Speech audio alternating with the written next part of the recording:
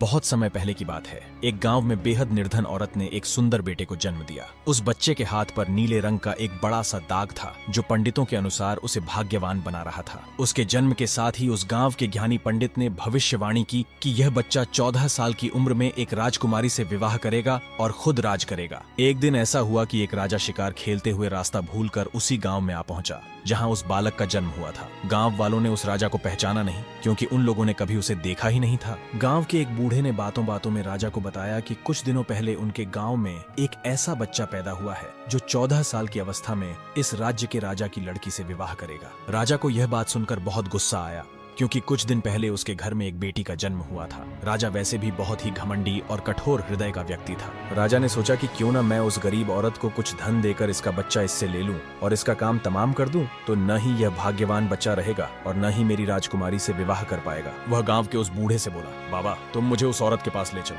वह उस बच्चे को ठीक ढंग से नहीं पाल पाएगी, मैं उस बच्चे को अच्छे ढंग से पालकर बड़ा करूंगा। बूढ़ा उस राजा को उस बच्चे की माँ के पास ले गया। राजा ने उससे अपना बच्चा देने की विनती की और बोला, तुम बहुत गरीब हो, इस बच्चे को कैसे पाल सकोगी? यह बच्चा मुझे दे दो, मैं इसे बहुत अच्छी तरह पालूंगा। वह गरीब औरत उसे अपना बच्चा देने से इनकार करती रही। तब राजा ने उसे बहुत सा धन दिया और बोला, इस धन से तुम अपना पेट पालना और जब यह तुम्हारा भाग्यवान बेटा बड़ा हो जाएगा तो खुद ही तुम्हारे पास आ जाएगा। गरीब माँ ने सोचा, यह बहुत ही भाग्यशाली बच्चा है, इसीलिए यह अमीर आदमी इसे लेने के लिए मेरे घर आ पहुंचा है। शायद यही ईश्वर की इच्छा है। बहुत सोच विचार के बाद उस गरीब औरत ने अपना बच्चा राजा को दे दिया। राजा ने उस बच्चे के लिए एक लकड़ी का संदूक खरीदा और उसे संदूक में डालकर बहते हुए पानी में छोड़ दिया। उसने सोचा कि दम घुटने से बच्चा इस संदूक के अंदर ही मर जाएगा। यह सोचकर राजा मन ही मन बहुत खुश हो रहा था कि उसने अपनी प्यारी सी बेटी को उस अनचाहे पति से बचा लिया। मारने वाले से बचाने वाला बड़ा होता है। यही उस बच्चे के साथ भी हुआ। वह लकड़ी का संदूक बहते बहते एक टूटे हुए पेड़ में जाकर अटक गया। तभी वहाँ पर मौजूद एक निर्धन व्यक्ति ने जब वह लकड़ी का बक्सा देखा तो बहुत खुश हुआ। उसने सोचा कि उस बक्से में जरूर ढेर सारा धन होगा। उसने पानी में घुसकर इस संदूक को बाहर निकाला। जब उसने संदूक को खोला तो देखा कि गंदे से कपड़े पहने एक बच्चा उसमें सो रहा था। उस व्यक्ति ने सोचा कि यह बच्चा मेरे किस काम का, क्यों न मैं इस बच्चे को मालिक के पास ले जाऊं,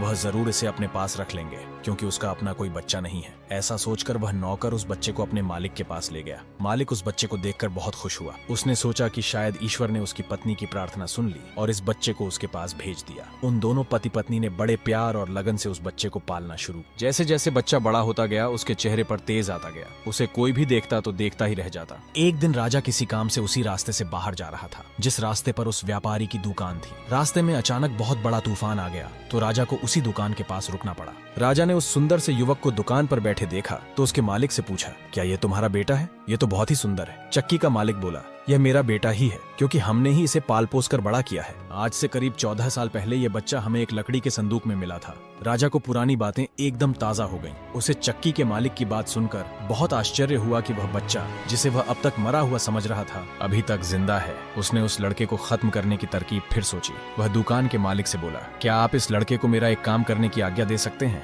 मैं रानी के पास एक पत्र भिजवाना चाहता हूँ। यह पत्र बहुत ही जरूरी है। मैं इस काम के लिए इसे सोने के 2 सिक्के दूंगा। लड़के ने फौरन हाँ कर दी और दुकान का मालिक भी उसे भेजने के लिए तैयार हो गया। राजा ने झट से अपनी रानी को एक पत्र लिखा। उसने लिखा, जैसे ही यह लड़का तुम्हारे पास मेरा यह पत्र लेकर पहुंचे तुम इसे मरवा देना और महल से दूर दफना भी देना। यह सब कुछ मेरे वापस आने से पहले हो जाना चाहिए। इतना लिखने के बाद उसने मुहरबंद पत्र उस लड़के को दे दिया। वह लड़का उस पत्र को लेकर राजमहल की ओर चल दिया। वह आज तक अपने घर से कहीं बहुत दूर नहीं गया था, अतः वह राजमहल का रास्ता नहीं ढूंढ सका और जंगल में ही भटकने लगा। शाम ढल चुकी थी। तभी अंधेरे में उसे दूर से रोशनी आती दिखाई दी। वह दौड़कर उस रोशनी की तरफ गया तो देखा कि वहां पर एक छोटा सा कच्चा घर था। उस घर में कोई दरवाजा